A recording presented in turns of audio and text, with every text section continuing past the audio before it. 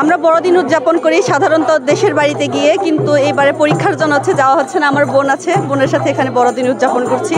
বান্ধবী আছে, বান্ধবীদের সাথে আজকে সারাটা দিন কাটাবো। যেহেতু পরীক্ষা আছে, আমরা আগের মতো করে ওইভাবে উদযাপন করতে পারবো না আর কি। আর দেশের পরিস্থিতি এখনও স্বাভাবিক না।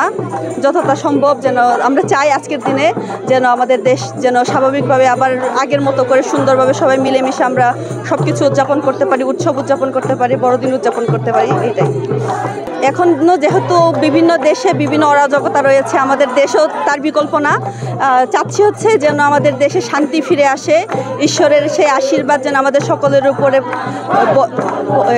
উপরে প্রভাবিত করে, এটাই চাই। আজকের দিনে আমি সবার জন্য প্রার্থনা করি যাতে দেশের সবাই আজকের দিনে ভালো থাকে, শান্তিতে থাকে।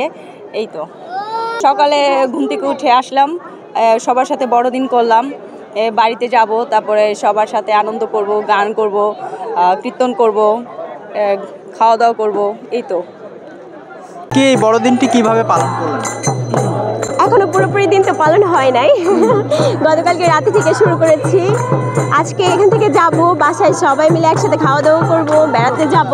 এই তো আমাদের বড়দিন। আমরা চার্চে আসার পর আমরা এখানে সবার মঙ্গলের জন্য আজকের দিন আমাদের যীশু খ্রিস্টের জন্মদিন, তো আমরা বিশ্বের সকলের শান্তির জন্য আর কি প্রার্থনা করি।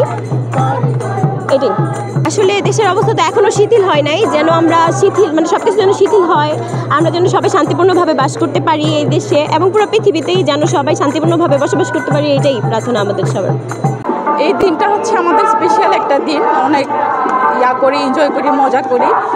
তবে এখানে একা একা করা হয়, তো বাড়িতে গেলে সবার সাথে করা হয় আর কি, বেশি ভালো লাগে আর কি। এখানে তো ওইভাবে মজা হয় না। বাড়িতে গেলে সবাই থাকে, আত্মীয় স্বজন, মা বাবা।